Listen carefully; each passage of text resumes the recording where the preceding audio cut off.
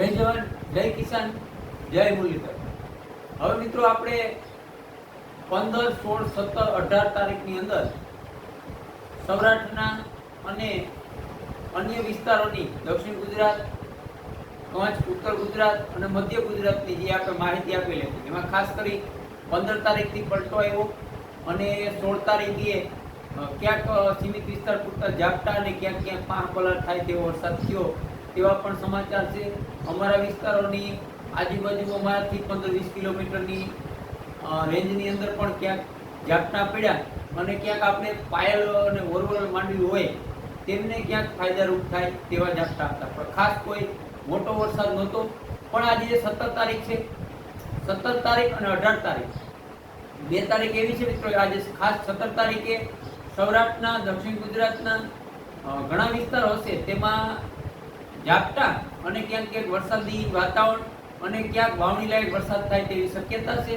પણ આજે સૌરાષ્ટ્રની વાત કરીએ મિત્રો તો જુનાગઢ જિલ્લો છે તેમના આજુબાજુ વિસ્તારમાં વધારે શક્યતા છે મિત્રો કે વાવણી થાય તેવા વરસાદ થાય તેવી શક્યતા છે જુનાગઢ જિલ્લાની આજુબાજુમાં।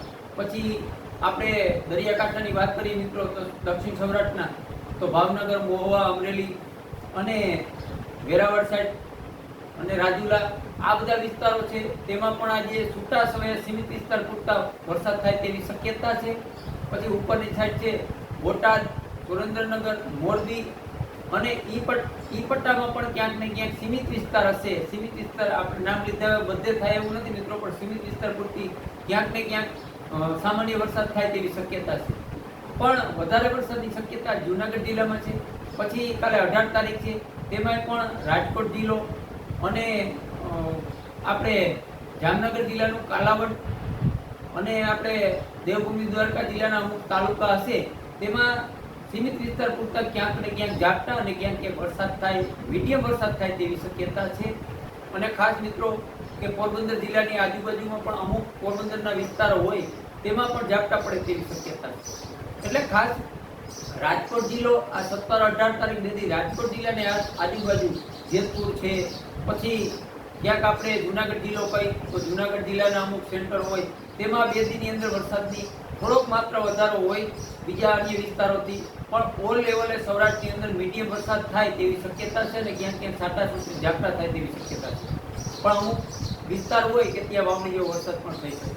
આજ બહુ પછી કમસે કમ વધારો થશે અને કાલે પણ 18 તારીખે જોવા મળશે, પણ 19 તારીખથી થોડુંક મોડું પડી જશે અને તે પછી આપણે 19 તારીખે વિડીયો બનાવી તમને માહિતી આપશું। પણ આ 17-18 તારીખની વાત છે। પછી કચ્છના જે દરિયાકાંઠો વિસ્તાર છે, ખાડી વિસ્તાર, તેમાં પણ છૂટા છવાયા વિસ્તારોને ઝાપટા પડે તેવી શક્યતા છે, પણ કચ્છના કોઈ મોટો વરસાદ થાય અને કચ્છના કોઈ વિસ્તારમાં વાવણી લાયક વરસાદ થાય તેવી શક્યતા નથી મિત્રો।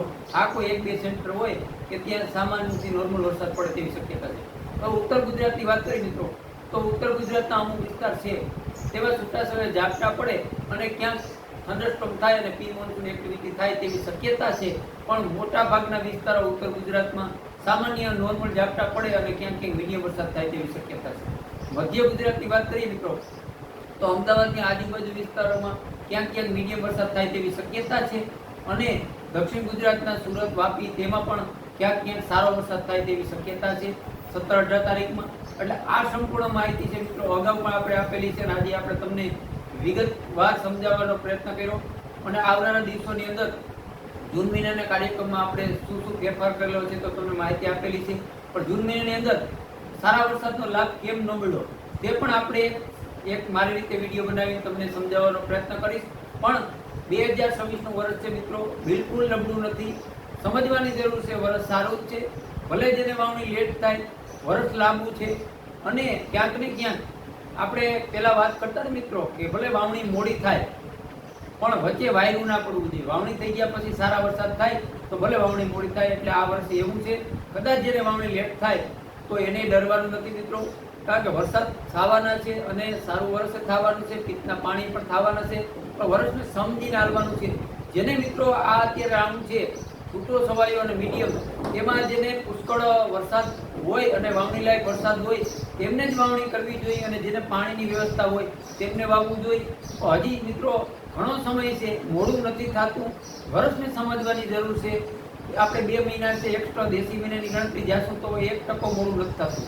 એટલે આવી નવી માહિતી અને ક્યાંક ને ક્યાંક આપણા ખેડૂત ચેનલમાં તમને નવી અપડેટ દ્વારા આપતો રહીશ. પણ ખાસ મિત્રો કોઈને અસમજ ઊભી થાય તો મને ફોન કરી અને માહિતી મેળવી લેજો. પણ વિડીયોની અંદર કોઈ પણ મિત્રો લાંબી કમેન્ટ કરશે તો એમનો જવાબ કદાચ હું નહીં આપી શકું, પણ જે છે હકીકત વિડીયોમાં હું તમને માહિતી આપી જ દઉં છું. છતાંય તમને અસમજ ઊભી થાય તો મને ફોન દ્વારા તમે માહિતી મેળવી શકશો. હવે આપણે રજા લઈ. જય જવાન, જય કિસાન, જય મુરલીધર.